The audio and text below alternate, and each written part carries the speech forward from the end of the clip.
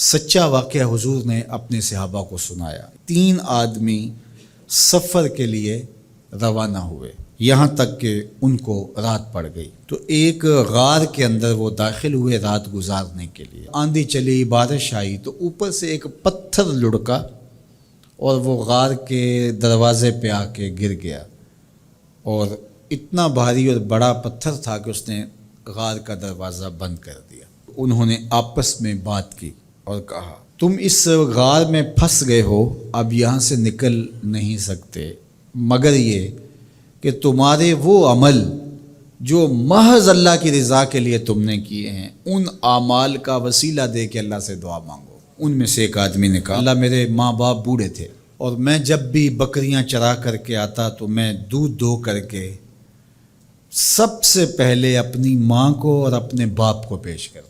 ایک دن میں سرسبز درختوں کی تلاش میں بکریاں لے کے کوئی چارہ، کوئی درختوں کی تلاش میں دور نکل گیا۔ میں جب واپس پلٹا، دونوں سو چکے تھے۔ میں نے یہ مناسب نہ سمجھا کہ میں ان کو جگاؤں، بیدار کروں کہ اٹھو دودھ پی لے، لیکن اب سارا دن وہ بھوک سے تھے، تو اچانک آنکھ کھلے اور بھوک کی شدت سے تڑپے، تو میں وہاں سے ہٹ بھی نہیں سکا۔ تو کہتا ہے کہ میں بچوں کو نظر انداز کیا اور ماں باپ کے جاگنے پہ دھیان رکھا، اور یوں ساری رات بیت گئی۔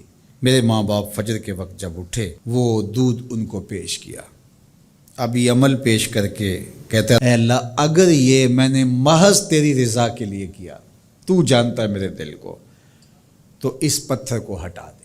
تو پتھر تھوڑا سا سرک گیا، لیکن اتنا نہیں تھا کہ وہاں سے یہ باہر نکل سکے۔ اب دوسرے کی باری آئی، اس نے کہا، اے اللہ، میرے چچا کی ایک بیٹی تھی جو مجھے بہت زیادہ محبوب تھی، مرد عورت کے ساتھ جتنی محبت کرتا ہے اس طرح میرا اس کی طرف رجحان قلب تھا، تو میں نے اس کو اپنی خواہش کی تکمیل کے لیے کئی بار کہا، لیکن اس نے کہا کہ یہ نہیں ہو سکتا۔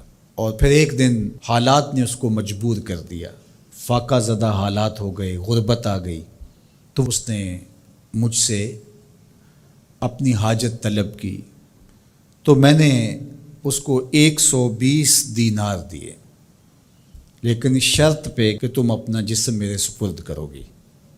اب مجبوری سے اس نے کہا ٹھیک ہے، لیکن میں نے دیکھا کہ اس کا وجود اللہ کے خوف سے کانپ رہا تھا، اور مجھے کہنے لگی، اتق اللہ، اللہ سے ڈر اور اس کی حدوں کو نہ توڑ۔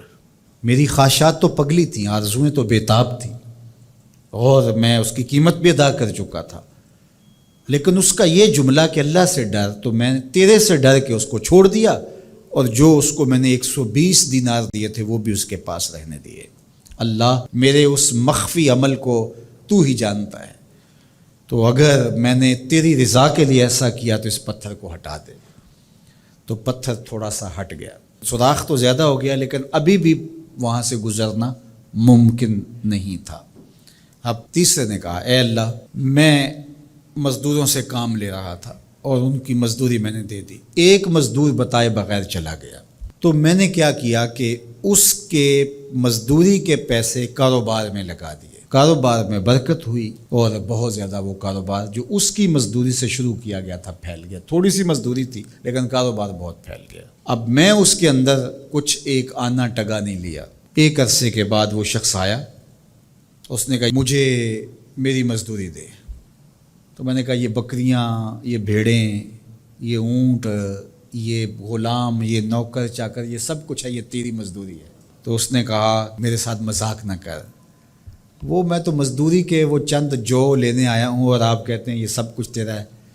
تو اس نے ساری صورتحال بتائی، تو اس نے وہ ساری بکریاں، وہ سارے اونٹ، ساری گائے اور سارے غلام ہانکے اور چل دیا۔ کہا، اے اللہ، اگر یہ عمل میں نے تجھے راضی کرنے کے لیے کیا تھا تو پتھر کو ہٹا دے۔ تو حضور نے فرمایا، وہ پتھر ہٹ گیا اور یہ چلتے ہوئے باہر آ گئے۔ جب اللہ کی رضا کے لیے کام کیے تو مشکلوں سے نکلنے کے راستے ملتے۔ ایک روایت میں آتا ہے، جو آسانی کے وقت اللہ کو فراموش نہیں کرتا، اوکھے ویلے اللہ اس کو فراموش نہیں کرتا۔ ہم تو کسی مصیبت میں پھنسے تو چالاکیاں کرتے ہیں، کوئی چالاکی، کوئی مکر کہ اس سے نکلیں، تو مصیبت میں پھنسیں تو دعا کے لیے ہاتھ پھیلا لیں اور اچھے اعمال کا اللہ کی بارگاہ میں وسیلہ پیش کریں۔ تو زندگی میں ایسا ذخیرہ اعمال کا جمع کرو کہ جب مشکل بنے تو ان اعمال کا وسیلہ پیش کر کے مشکلات سے نکلنے کا راستہ ملے۔ کوڑا تخت دنیا دا باہو، فکر سچی بادشاہی ہو،